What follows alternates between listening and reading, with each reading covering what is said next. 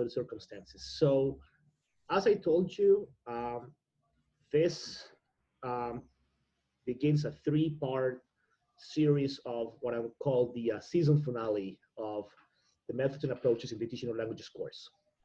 I mean, we still have the 2 more weeks to work on the capstone project, but I really wanted to end the official class part and the last unit of this course on a high note because of the work you have put together and the circumstances. And I said, well, maybe the best way I could do it is by having some really, really interesting and exciting webinars with really, really incredible scholars that I know who are doing really brilliant work in the field of language education and the field of language teaching. So today we're going to start with the first one. And one of the big questions that keeps emerging in language education is this idea of how we infuse language teaching from a social justice perspective, especially when we consider all the issues about all the power relations and all the power dynamics that are part of languages. We need to really talk about social justice. And I decided, well, there is one person in the Colombian ELT community who's spent a very long time and in most of his recent research around the conversation on social justice. So he accepted my invitation, and it is my pleasure, my honor, my privilege to welcome a colleague, a great scholar, and most importantly, a great friend in Yecid Ortega. I'll quickly introduce Yecid. He's a former school teacher in Bogota. Now he resides in Canada, and he's finishing his doctorate at the Ontario Institute for Studies in Education at the University of Toronto. He's someone who's incredibly committed to his research. He's incredibly committed to the issue of social justice. He's someone who wears it, I mean, figuratively and literally, he wears it on his sleeves, he wears it on his body. I've heard him talk, I read his work, and he's someone who really, he puts action to his words, and he puts words in his actions. And with that introduction, I'm gonna turn off my microphone because I don't bring someone like Yecid Ortega for me to spend an hour talking. I'll sit back, enjoy, as I hope you will, today's session. Remind you, for like everyone watching, this is part of the, will be recorded on YouTube as part of the LSLP in session series that we host. And with that, without any further ado, Yecid, the class is yours. All right, thank you very much, Raul, for the invitation. I really appreciate the work that you've been doing with your students down there in Colombia. Like you said earlier, yes, I've been working for at least 20 plus years in English language teaching in international context, and right now I'm focusing on social justice and peace building approaches in English language teaching from international perspectives, not only in Colombia, but everywhere else. So today I want to share with you some of the things that I've been working with for the past couple of years, a few concepts, but I also a few examples or clear examples that your students can be inspired to at some point in the future as they're going to be teachers, either English teachers or Spanish teachers or any kind of educator. They can be inspired. My job and my work here is not necessarily to force people to change their mindset, but to spark curiosity and to make the world better. So today I'm going to be presenting. I'm going to try to see if I can share my screen first. And let me see.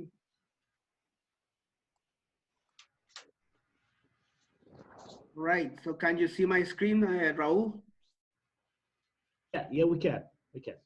All right, good. So I'm just going to put this aside on the side. I'm just going to go ahead and try to start this. I don't know how to hide this thing, but anyways, it's there. Can you see this thing above? No, the control panel. You see the control panel above? No, then it's only me. Okay, good. Yeah, that's fine. Okay, so again, we'll be talking about social justice in English language teaching. My name is Yecid Ortega, PhD candidate at the University of Toronto, like you said, and it's a pleasure for me to be here today. So first of all, to get us started, I want you to go ahead and do not use the internet, do not use Google at all. I want you to type on the chat box next to you, what do you understand by social justice? I'm gonna take 2 or 3 minutes to read and your comments and see what you have to say about what social justice is.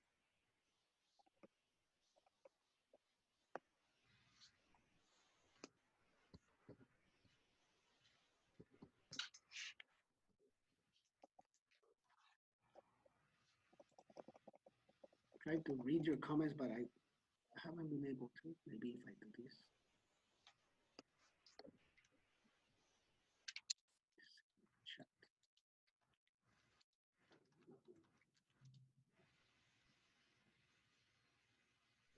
Oh, there it is.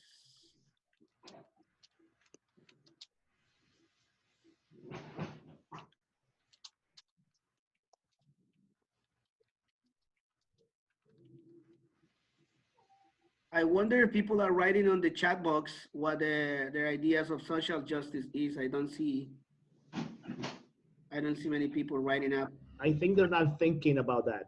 So, I and people are opening microphones too. Okay.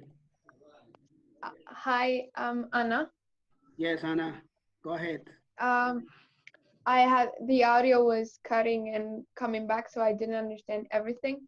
But what I think about social justice is like when I think about that term, the first thing that comes into my mind it's like equity, not equality, but equity, and the idea of thinking a society where everyone has what they need to be to have quality of life, to be um, equal in the way they need to represent in the state. I don't know if that's clear or Yeah, if yeah, I that lost makes the sense. way. Like I was saying, there is no right or wrong answer, is what you understand by this. At this moment, I'm not asking for any scholars or people out there whose ideas about social justice is mainly what you as students, based on your experience, your ideas and your thoughts, what is social justice. That's the first exercise that we're doing today. So I'm trying to see the chat, but I haven't been able to see it. Oh, there it is. So it looks like not many people are using the chat box, or is it me that I'm not able to see anything? Oh, well, he have Mario Ramirez, who says, in my opinion, social justice should be the way to treat people as equals independent of their sex, race, religious beliefs. All right, so if nobody else is willing or able to write in the chat, it's totally okay. It's fine. I'm gonna go ahead and continue my talk. There are so many buttons in here that sometimes it makes it a little bit different. But anyways, so let's see if I can just continue. So I have this photograph or this graph that I run into a while ago that explains us a little bit of what some of the concepts before entering into what social justice is. And I believe our friend earlier today talked about this idea of equity, equality, something related. And we can see these three different concepts right now, what equality is, what equity is. Right, so I'll continue. So on the left, we can see the people here, and then we can also see that everything is provided, right? I'm just trying to figure out things here. There you go. So we give everybody the same pretty much when we talk about the concepts of equality.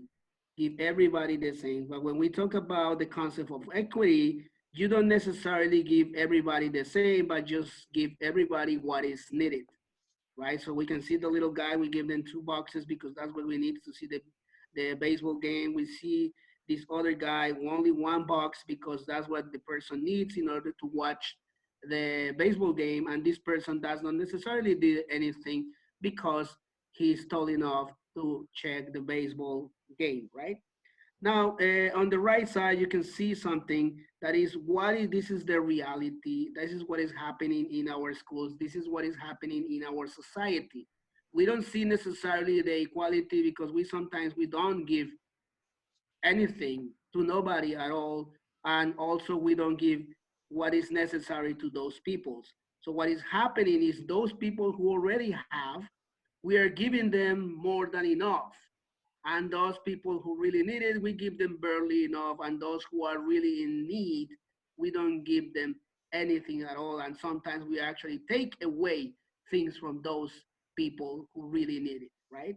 So the reason why I brought this graph here for you today is so we can start a conversation about what is happening in our society, specifically in Colombia, in Latin America, about these issues, right? And then it's a starting point for you to think and keep it in the back of your mind at all times when you're studying, when you are reading, when you're preparing your classes, etc.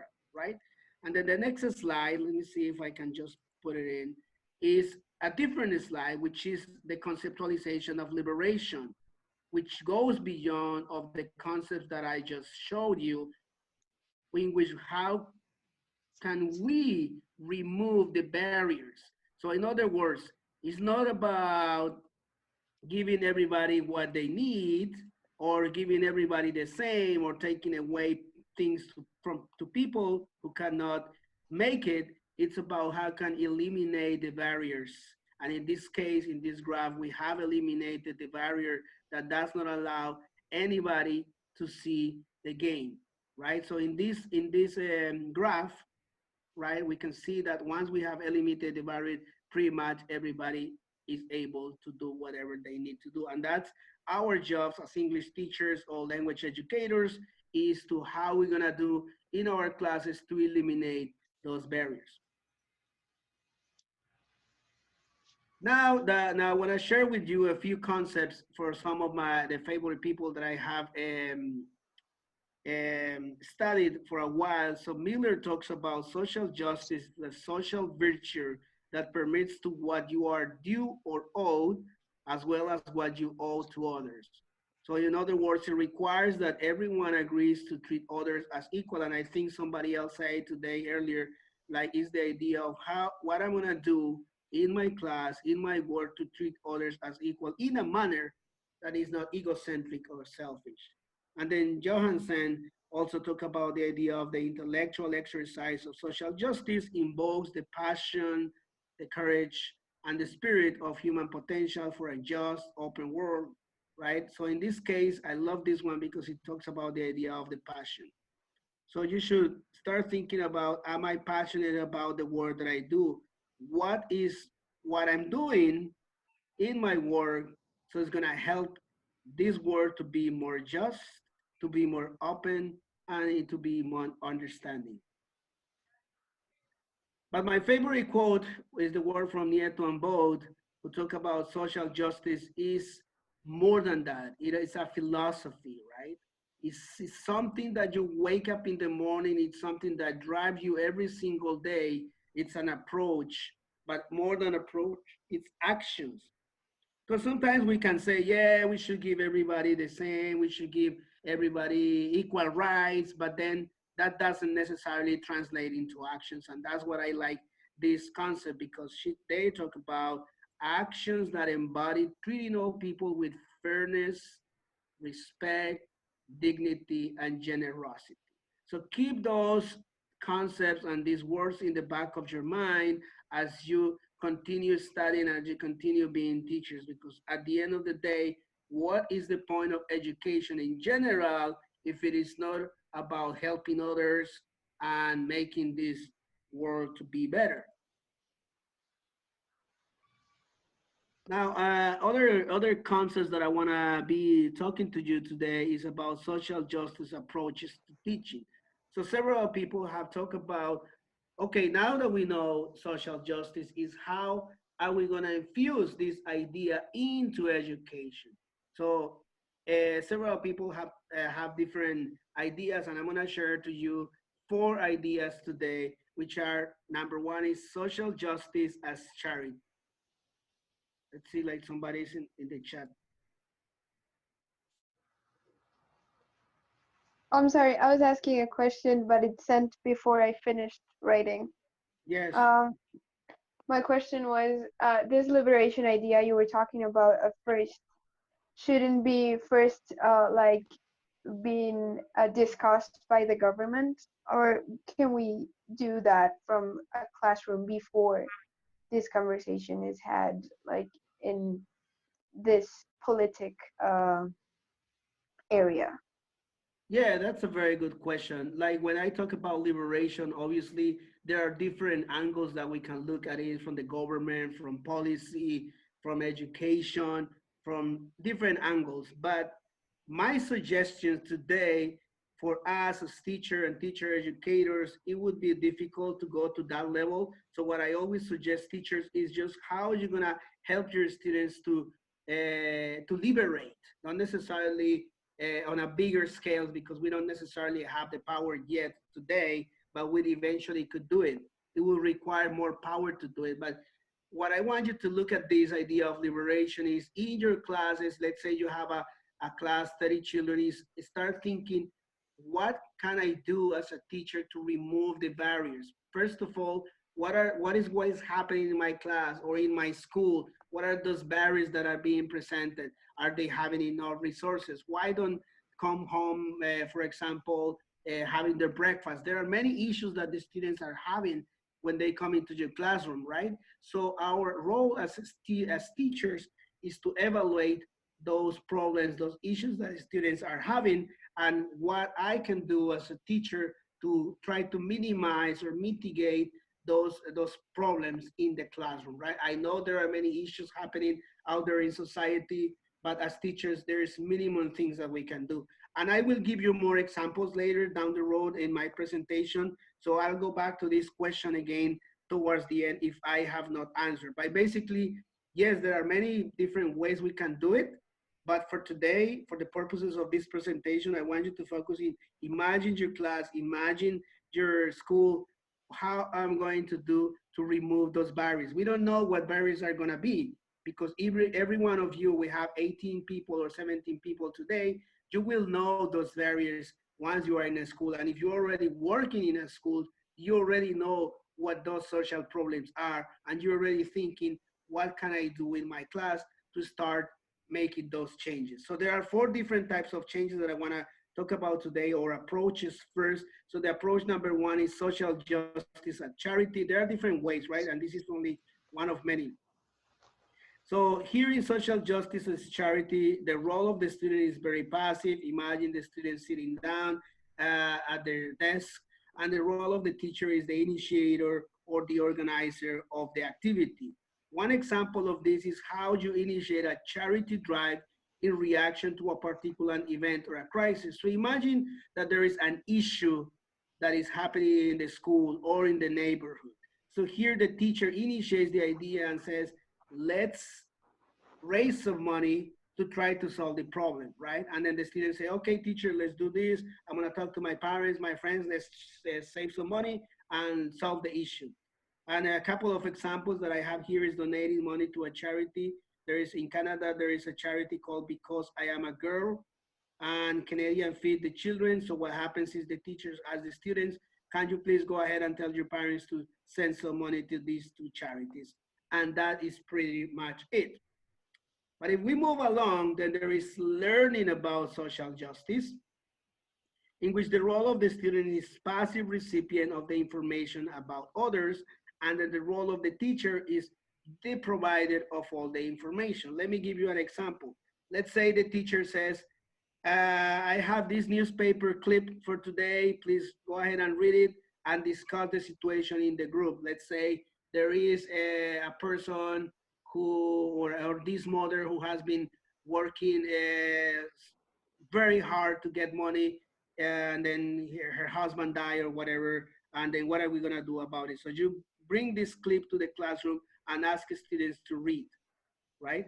Another example is, because here the teacher is the provider of the information, then you bring concepts to discuss in class. You can bring these concepts of discrimination, sexism, homophobia, Islamophobia, ableism, etc. Provide the documents to the students, and then the students discuss in class. That could be only one option. All right, let's move on to another approach, which is learning for social justice.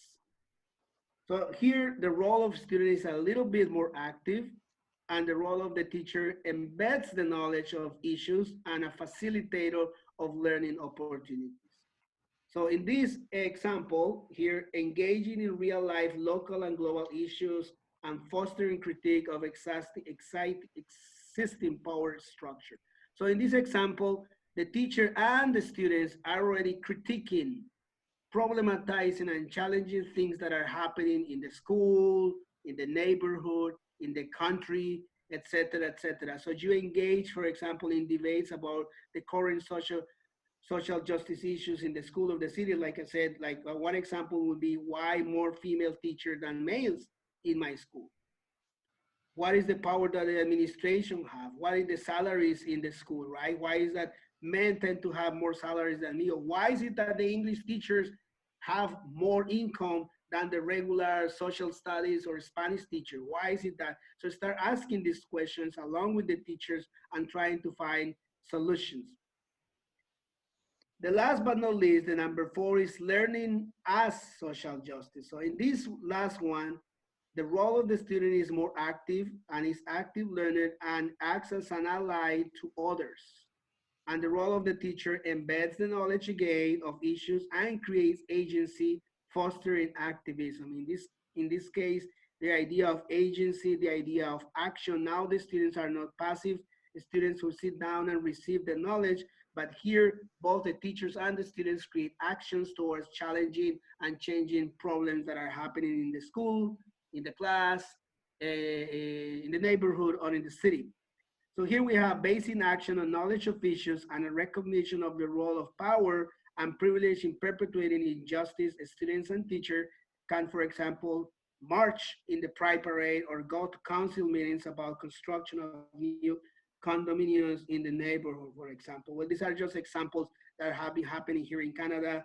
I will show you the examples in a moment. The students realize that there's a lot of marginalized LGBTQ people, so the students and the teacher marched in the gay parade a few years ago, and now it's a trend. The whole school march in the train in the gay parade here in Toronto, in Canada. So that's just one example that how the teacher, the students, and the school can take an action and go into the streets and make changes. All right, so far so good. So now that we have those 4 different approaches, now I want to tell you about 6 elements of social justice, but for curriculum design. So now we have those ones, 4 approaches. Now we have 6 elements. We have self-love and knowledge, respect for others, issues of social injustice, social movements and social change, awareness raising, social action, etc. So let's start with the number 1, self-love and knowledge. So self-love and knowledge refers to how do you promote yourself, you love yourself, and knowledge about yourself, your own family, your own relatives, your own country, who you are, you know, like your own identity. So this refers about how we're gonna see social justice as you as the first person who initiates. So questions about who I am, what's my identity, what is the role I am playing in society. So once you understand this idea, then you can do several activities that I want to share with you about personal interviews, about where you're from, what province, what state, what town, what departamento you're from, how many languages do you speak, when do you use those languages, for example, what can you tell me about your region? You guys live in Antioquia, I guess, Medellin. So why would you tell me about you? What can you tell me about your neighborhood you live? What do you like about your neighborhood? Tell us a story when you arrived to this region, if you are an immigrant, for example. Tell me about your family, your father, your mother, your sister, brothers, etc. Who is your best friend? Telling me a little bit about your relationship with him or her and why. Describe him or her. And some of my friends in the language education have developed this idea that I will give you more specific details later. The self-portrait, my body, my identity portrait. Some students and teachers decide to do this silhouette, and then people write about their identities, what they mean to be, who they are, who they love, what they do with their hands, what are the places that they have visited, etc. Right? You can do personal and family interviews. I have seen them. You can have different cultural guests in the classroom. You can do identity text or do a language text or multilingual text, poems, etc. You can write autobiography identity text, in which you build critical literacy and multiliteracies in these texts. I will give you more examples in a moment. You will see in a second once I finish this part. Let's go number two. If number one was about myself, respecting myself, understanding me first, now number two is about what I can do to respect others, right? And in order to do that, we can do different presentations about the student's family, like I said, about your heritage, where they are from. I've seen teachers bringing the elders, los abuelos y las abuelas, coming into the classroom to talk about their families. You can invite diverse families, including families from the LGBTQ in the classroom. You can debunk different cultural stereotypes. Some other people want to know about others, because remember, this aspect is about respecting others. So visiting museums and cultural centers from their different provinces or countries, or visiting different museums about already indigenous communities, etc., is important, because the key aspect here is about what I can do to respect other people. Now that I learned to respect other people, myself and other people, now I want to learn more about what issues related to social injustice are out there. So you can organize classroom debates, you can read about biographies such as those of Nelson Mandela, Malcolm X, Martin Luther King, and other current important people in Colombia in this case. So you may want to ask questions: who are important people in my departamento, in my city, in my country, that are fighting social injustice? You can talk about the social justice leaders who have been killed in the past year in Colombia, for example. You can propose critical readings from books or newspapers, excerpts from documents about gentrification, police brutality, unequal payment, etc. You can discuss issues of human and linguistic rights, even asking the question, why do we have to learn English in the first place? You can continue doing watching YouTube videos and preparing case studies for the classroom, discussions, what has happened to your students or others in the school, in your community, about violence and bullying, etc. So all of this is, now that you know about yourself, now that you know about others, it's time to start digging into what are those problems that are happening in your communities.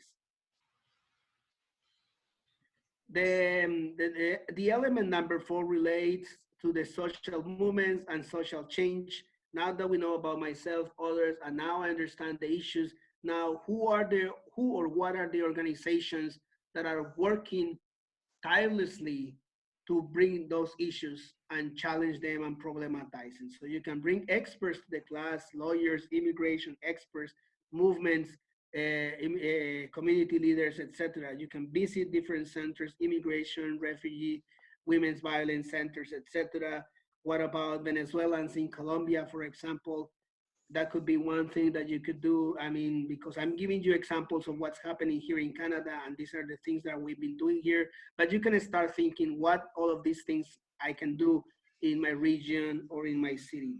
You can also do research information for presentation about different movements in your area and the rest of the world, creating projects describing the different movements in history. You can use video interviews, social media, etc. So at this point, I will not ask you necessarily about what are those social movements in Medellin or in Antioquia. And maybe you can let me know towards the end, and maybe Raul can help me later if there are any social movements that you want to know more about them, and how you as teachers and educators can help them with their missions and visions, right? The element number 5 is creating awareness. Again, now we know about myself, I know about others, now I know about the social issues, now I know about what movements are out there that are figuring things out, and now it's time to create awareness and raise that awareness in my community, raise that awareness in my school, in my district, etc. So how do we do that? Well, you can write classroom or school newsletters every time to create awareness that something is happening in the school.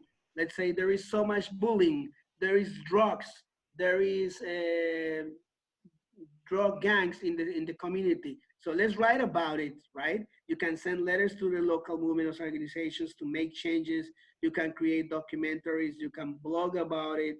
You can do a vlog about it as well. You can use social media. You can use Facebook, Instagram, Twitter, Snapchat, Pinterest, Twitch, etc.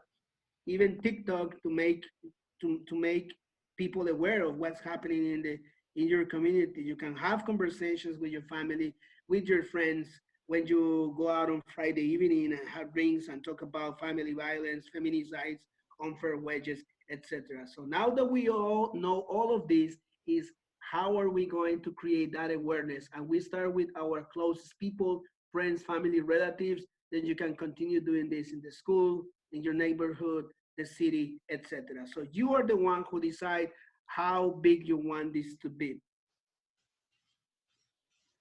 Number 6, social action. Now that we know all of this, it's time to take an action for real. And like Raul said earlier, I am a big fan of taking action and take the streets and start working towards actual change. So one thing you can do is volunteer in different religious organizations, local shelters, food banks, non-profit organizations, fundraising campaigns. Like I said, this is something that we do here in North America, but you can start thinking, how can I help people out there and also learn English or use English towards my volunteer work, etc. You can speak or attend different public demonstrations. You can write petitions to government institutions. There are many things to be done out there, and you can use English to help and support with those petitions, you know. Creating fundraisings, crowdfunding campaigns for family or community related issues. You can keep educating family members and friends, right? So again, I'm not gonna, this question is here, but we can discuss it later and Raul can just engage in this question later. What are the current social problems or issues in your departamento, in your city, in your community, and how can you address these issues? What are the step-by-step actions that you're gonna take to answer those questions and try to solve those issues?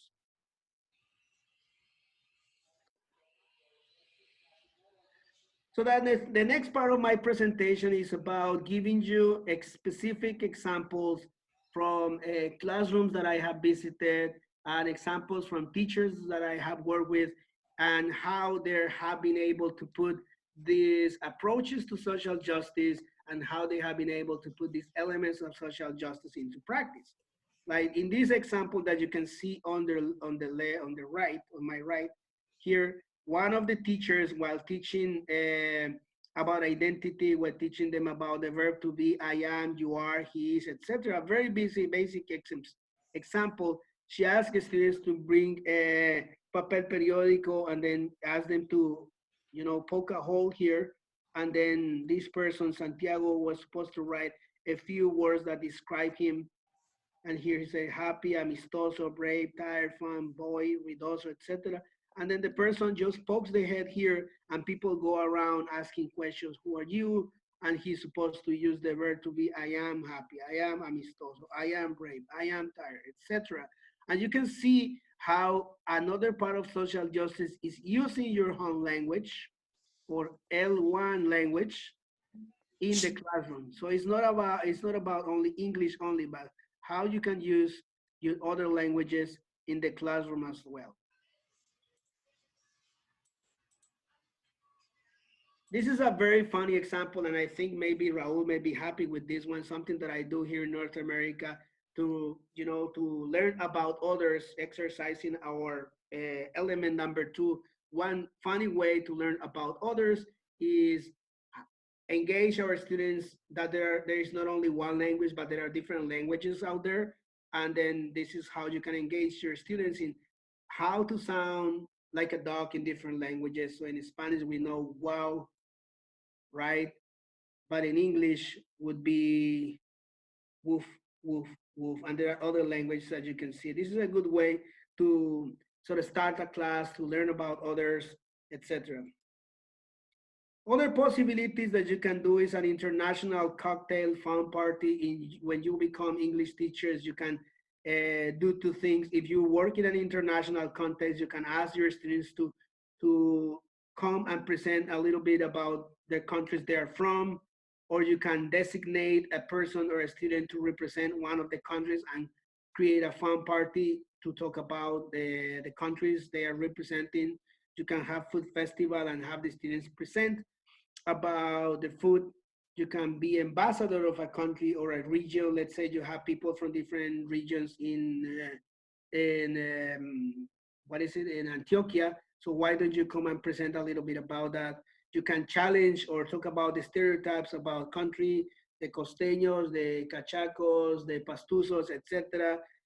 Have fun with that, but also try to challenge those different stereotypes from those different types of regions. Another of the classroom possibilities when I visit primary schools in North America and the United States and Canada, primary schools teachers usually teach them, the students, for example, what the tooth fairy is in English, but noticing that the tooth fairy in Spanish is a different one. And by doing this, we can compare and contrast different cultures, right? So in Colombia, we call it Raton Perez, and in North America, they call it the fairy. What is it? I keep forgetting this. I forgot. The tooth fairy. Ah, it's right there. But this is a way in which you can ask students, how do you have this tradition or not? Do you celebrate this or not in your region or in your country, etc. Another example is how you challenge different types of gender normativities in primary schools when you're teaching the colors, so that you may want to ask your students, what are the colors for boys and what are the colors used for girls? You may want to challenge why boys always blue, why girls always pink, why boys always is related to cars, and why girls always related to dolls. So in Canada, we celebrate diversity by challenging this thing, and we call it the Day of Pink, and everybody could wear pink to challenge that. And it's because they created this campaign about standing up against bullying day. You know, in some of the schools, they were, you know, bullying boys because they were wearing pink. So in this way, we challenge stereotypes, but we also teach them students the different colors.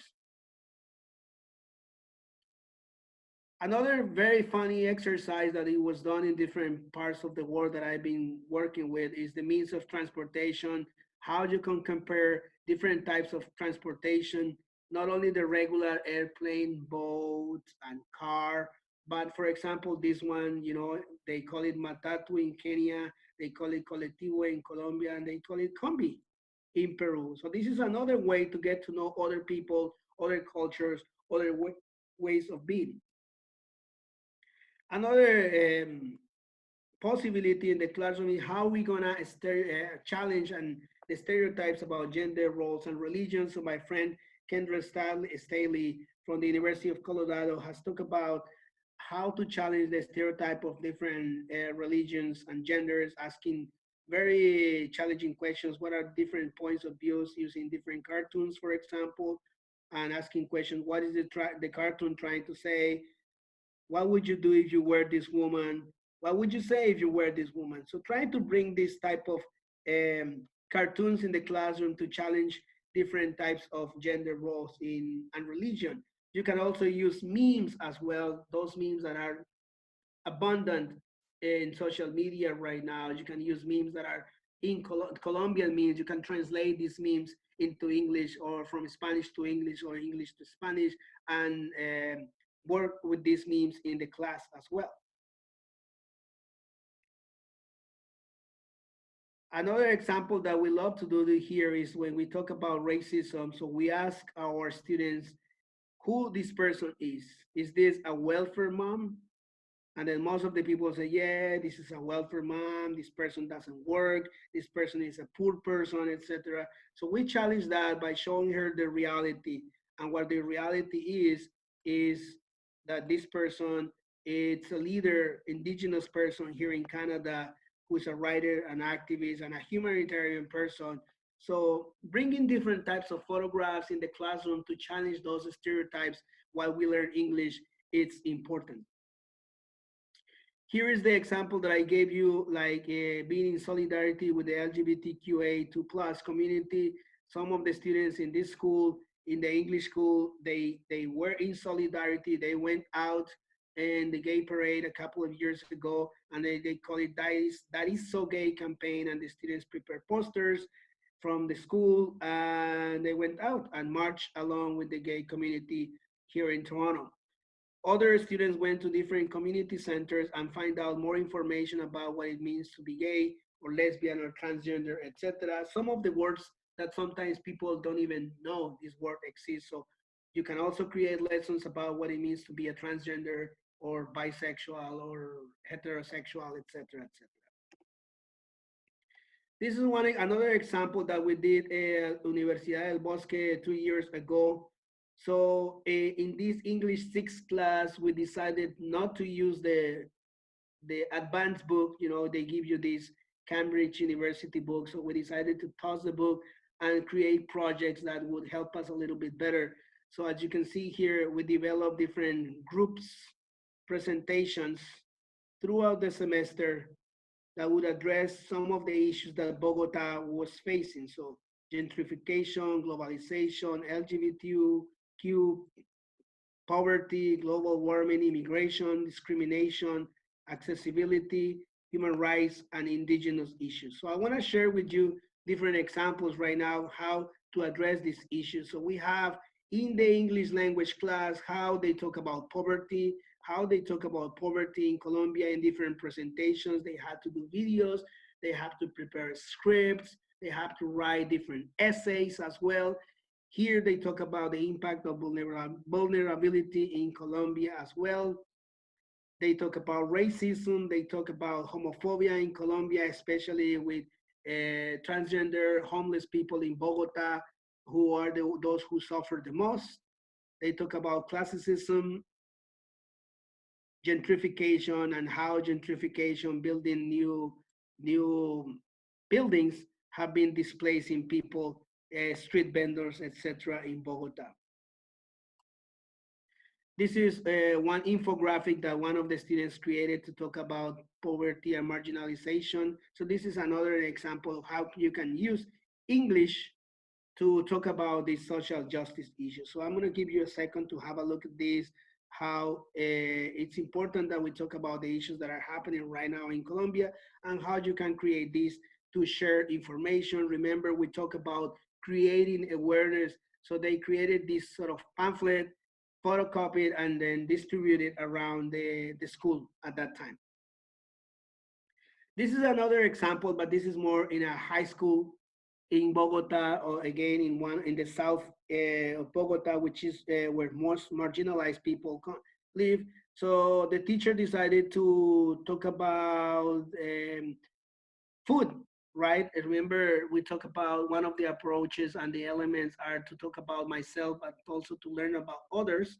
Well, they want to talk about themselves, where they're from. People from Tolima, they decided to talk about tamales here, as you can see here. So they use English to talk about their own cultures. Here they're talking about papas chorreadas, potato with cream cheese and sauce. Some others talk about Colombian coffee. Some others talk about empanadas, and they were able to obviously write a little pamphlet here to give to students about empanadas and the preparation and the ingredients, etc. And the interesting thing about this exercise is the students are, as you can see here, are presenting their food, and the other students on the other side are asking questions about food. And then once this become a conversation, then the students ask questions, and if the other students are answering questions, they give them a piece of sample of what they have prepared. So this was a very fun and entertaining activity. All right, so moving on, we have another clear example that Jim Cummins here at the University of Toronto has talked about with Margaret Early for a while, the identity texts, which are artifacts that students produce, and the students take ownership of these artifacts because these are the result of how they have invested in their identities here, and this help them to respect others and amplify the students' voices and their identities. They use dual language, as you can see in a moment. You can see here some of the students create stories about when they came to Canada, so they can use their two languages, or here their home language, and they can see the English language as well. So in Colombia, obviously we don't have many other languages, but you can use Spanish and English as well in a real bilingual education. That's what you're supposed to do. You're supposed to use two languages and not only one.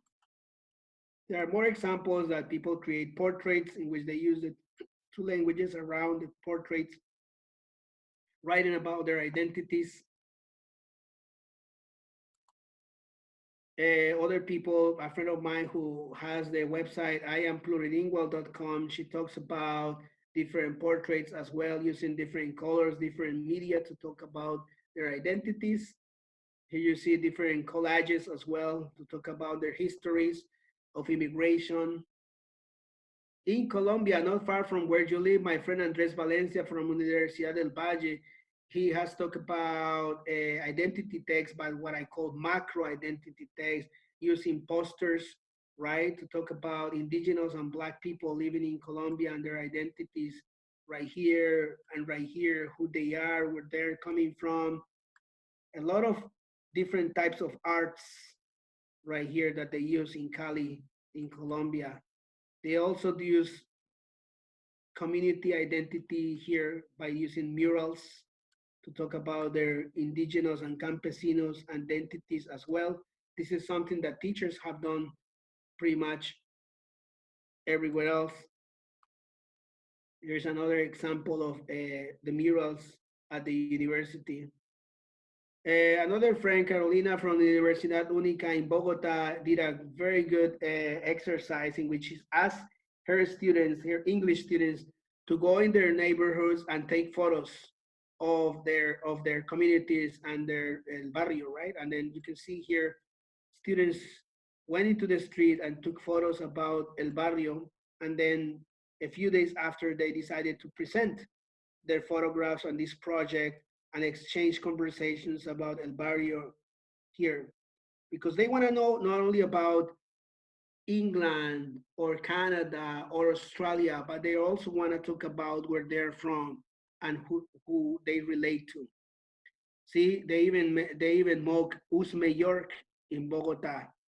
So bring about all of those stories and all of those ideas and have conversations about where they're coming from, especially if you are from a marginalized community. Why not bring those stories? So I'm gonna leave you with this practice that you don't have to do it right now, but I probably, if you wanna extend the conversation in Raul's class, you can practice this by creating a lesson plan. In the lesson plan, you can say, which is the approach that I'm going to use in my lesson plan. In this one is learning as social justice. You can say, what is the principle that I'm gonna be using? Respect to others could be. What is the goal? What is what I want to do? What is my social justice goal with this lesson plan? Well, I wanna engage the community with community members. What are my linguistics goals? Because at the end of the day, this is an English class and they need to learn something, right? So they will be learning about asking and answering questions. They will be talking about daily routines. They will be discussing about preferences, I like and I don't like, etc. So a good example was this one that I was done because they interview a police officer here in Canada. They asking questions about, like, you see WH questions, how long have you worked in the police? Do you have fun outside working hours? What do you do in your free time? So imagine they were working WH questions in this class. How many times a week people call you for a house fire? Do you really rescue cats? You can also ask critical questions about police brutality. Do you target people when searching people? Do you pick on marginalized people, Black folks? Do you always ask for ID when you stop people, and why? So this is just one example of one lesson here in Canada when an English teacher invited a police officer into the classroom, for example, and asked the students to prepare different WH questions.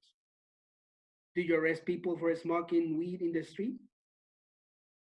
This is another example in which you have to write the level, what is the approach, what is the principle, what is the social justice goal, and what are the linguistic goals, right? So here are the linguistic goals for a lesson. And then another exercise that I usually do in my workshop is asking students to choose one of these topics and develop a practical lesson plan in English by following this exercise. So what is the level, what is the approach, what is the principle, what is the social justice goal, what is the linguistic goal, and how you're gonna do this, right? So a few folks drafted the lesson in this way, like for example, a beginner class in primary class, talk about myself and my community. A social justice goal was to discuss linguistic variations. And they did a project where I'm coming from. They created posters, questions to audience, and then they did a follow-up. So to finish up and wrap up this, because I want to hear your comments and questions, is there are three specific concluding ideas.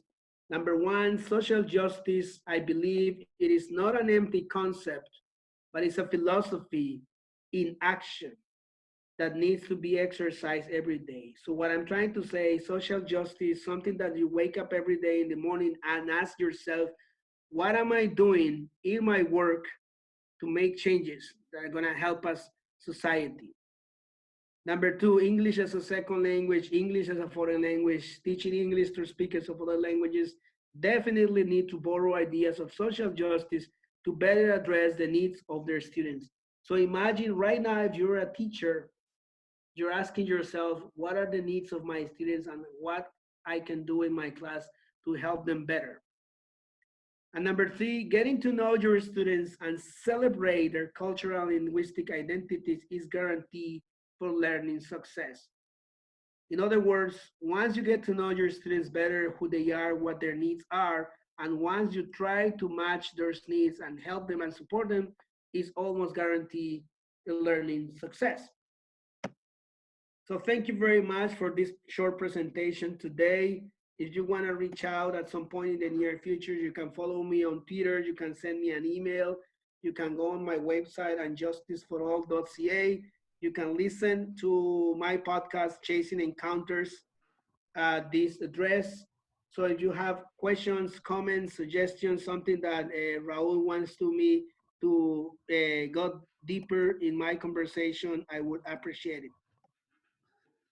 Well, first of all, Yecid, thank you. Thank you so much for the presentation. I will start up. I mean, just while we give students some time, again, you can raise your hand so we can open the microphone for you, or if you feel more comfortable, just typing the questions directly into the chat.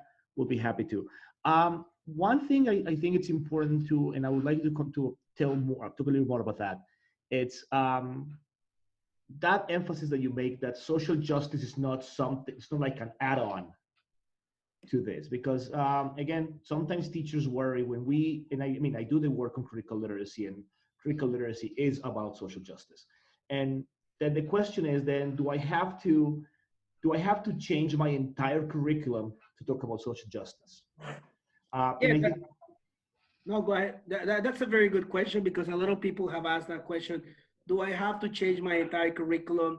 I don't think necessarily we all have to change. I mean, ideally, in my world, we're going to transform and change the world. And why not? Let's change the whole school system, right? But that's not a reality. The reality is that you and your students are going to go, and they're going to go and teach a class in a school, whether it's a private or public school. They're going to give them some books. They're going to give them some curriculum. There is going to be a supervisor. They're going to tell them, hey, this is what we're going to do. Here you go. Go ahead and do it, right?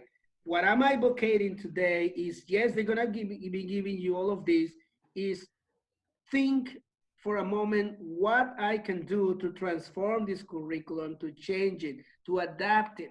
It could be this little thing, one activity a semester. It could be a song that you do with your students. It could be a question that you pose. It could be a poster. One little thing would do well, and you do as much as you can. Or you can do an entire semester with a project saying, oh, we're gonna do a project about stray dogs and cats in the streets, and create a whole project in this. You know, we can do a project about racism in Colombia. We can do a project about gentrification in Medellin. You know, there are many things that you could do, but I don't have the answer, and probably you don't have the answer right now until you are in your school, in your context. And once you are in your school and your context, you are able to evaluate and gauge what is the need here, what is the problem, what is what they need, and then try to do as much as you can, because at the end of the day, we are bounded by the school mandates, by the school curriculum, etc. So I don't want you necessarily to break the rules, but to bend the rules a little bit and try to do as much as you can. Like I said, you can do as little as this or as much as this. Well, and I really appreciate that that you say it a lot like that, because and even in the sense that getting introduced to the idea of social justice is something that yeah, I think once you get out of kind of like, it's kind of like a journey, and it has been a journey for you, and it has been a journey for me, that you kind of get introduced little by little, and then at some point you just kind of go all in. But because I think just jumping all in at once, it can even be counterproductive. I think these little changes are, I mean, they have to be gradual. They have to be somehow methodical. Again, not so mostly so we don't want to stress teachers out. I mean, we want teachers to be advocates. We want teachers to be allies and co-conspirators, but that is a gradual process. Yes, that's correct. I think we don't wanna stress our teachers out there. Oh my God! Now on top of that, I have to do all of these things. I don't think so. I think it like I said in the beginning. My job is to spark curiosity and to spark you, your students, to see if they could do something.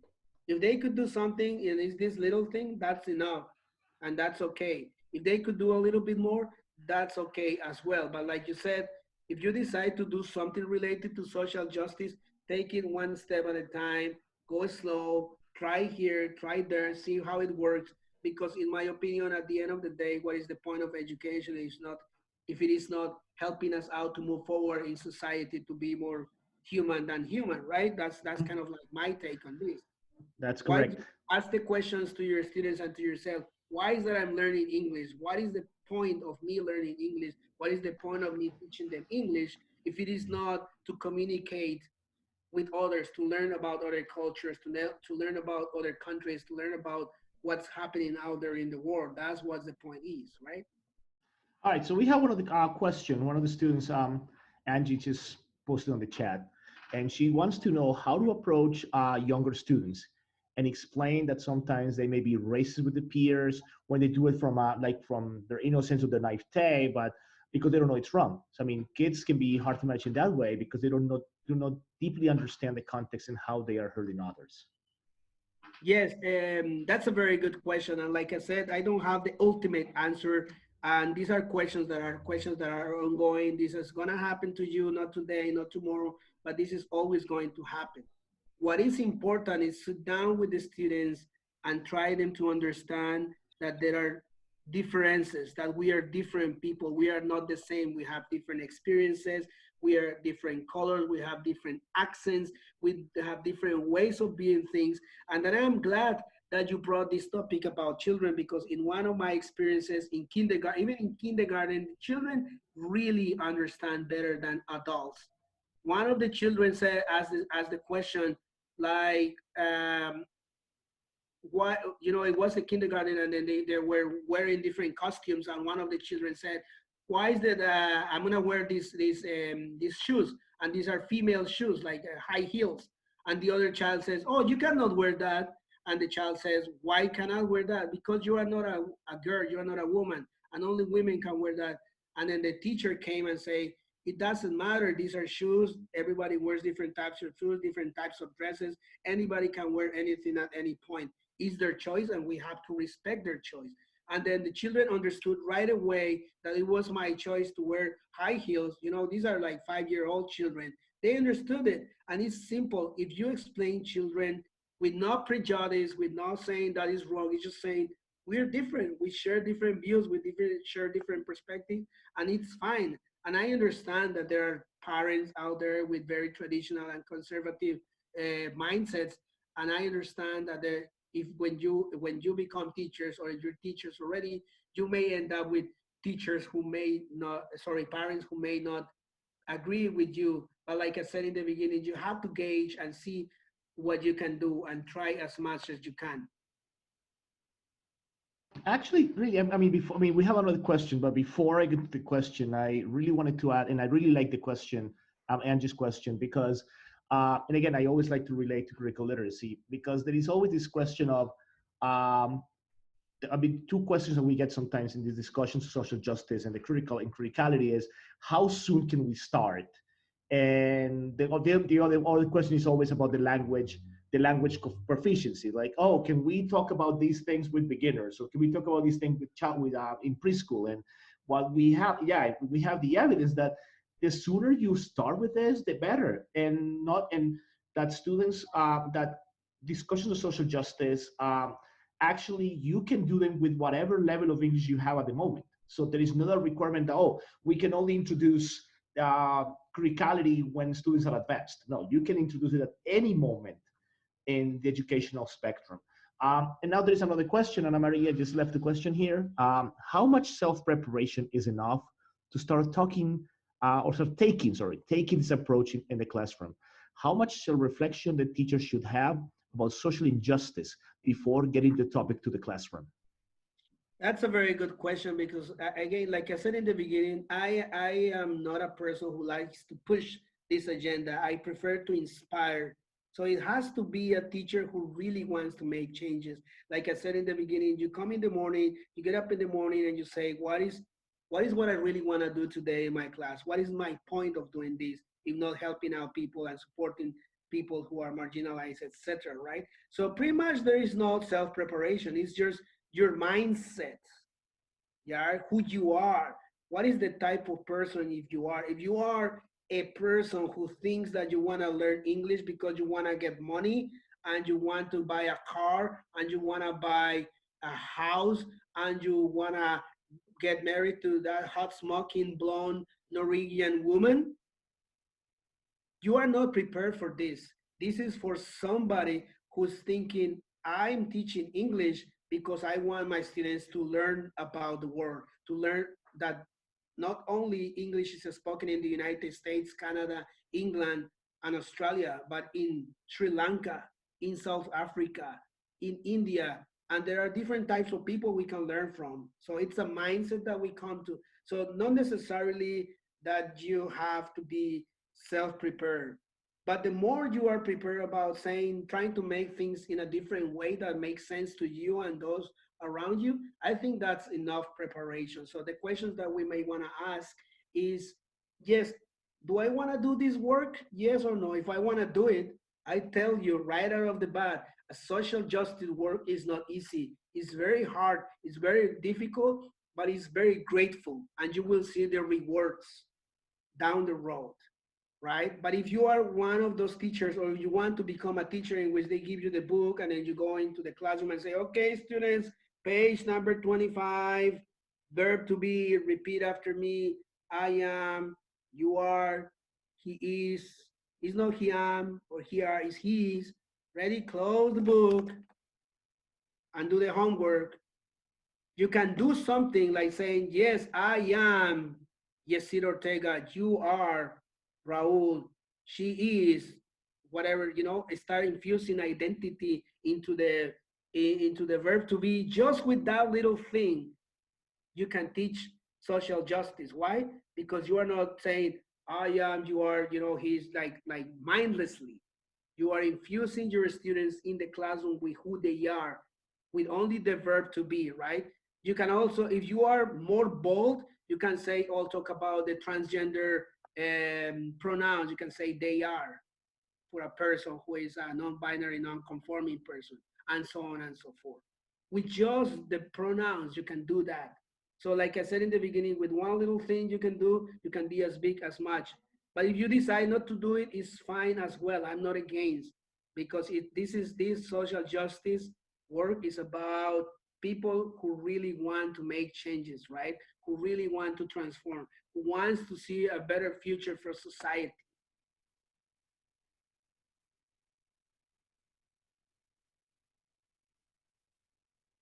Sorry, any other questions from anybody in the crowd? Again, you can leave questions in the chat. You can raise your hand so we can open the microphone. Either option is just fine.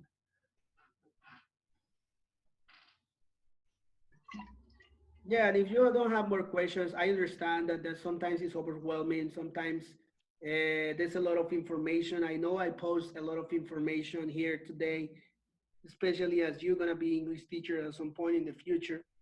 I think the message that I wanna send out today is step back a little bit and ask those questions about the reasons why we're learning English and why we're not learning French, why we're not learning one of the indigenous languages in Colombia, why are we not learning German or Italian or any other language? I'm not saying that's wrong. I'm saying there are many options out there as well, right? And then we happen to be English teachers. So how can I use English as a conduit or as a bridge from one culture to the other? How can I use English to connect different peoples, right? To connect different knowledges, not only from England and the United States and Canada, but even from myself and my own community. Like the example that I gave you, the students were learning English by presenting about tamales, empanadas, bandeja paisa, all of those sorts of things. It's fine. And you can also connect, yes, in Colombia, we eat bandeja paisa, but in Japan, they eat this. In South Korea, they also have a soup called bibimbap, in which they put an egg on the soup. And in Colombia, in Bogota, we have changua. See, start making those comparisons. At the same time, you're learning about loving yourself, but also you're learning about loving others and taking care about others. So it shouldn't be that difficult. No, absolutely not. Now you just made me have a craving for changua. Thank you very much. Oh, I love changua. I mean, but yeah, my dad's from Boyacá, so that's an acquired taste. People in Antioquia, they're not necessarily fond of that, cultural differences. But I really wanted to just kind of wrap this up, and I really appreciate the lessons that you gave us today. And it's important for us who are language teachers to understand that one of the main reasons why we need to talk about social justice is because social justice is not something that is ingrained in languages. So languages are not necessarily built as vehicles for social justice.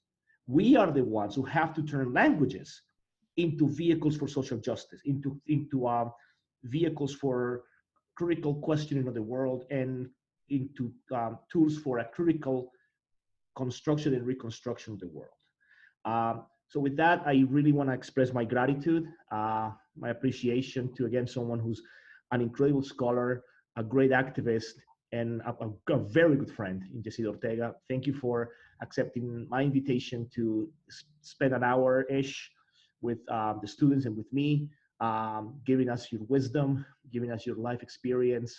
I think the students are better off for having listened to you for an hour and change. There are lots of lessons, and they'll still have to digest them and think about it and think about some more. For everybody who's following the video on YouTube, and again, Connor and Duncan are also expressing their appreciation. So for everyone who will be listening to this on YouTube, remember this is part of our LSLP session series. I invite you to check out all the other amazing lectures. And for students and for people, this is part one of the season finale of this course. Monday, we'll return with an incredible session about culturally relevant pedagogy, featuring Dr. Yolanda Silly Ruiz from Teachers College, Columbia University, and our very own Tatiana Chiquito from LSLP and UPB, sharing their thoughts about why we need to talk about culturally relevant pedagogy.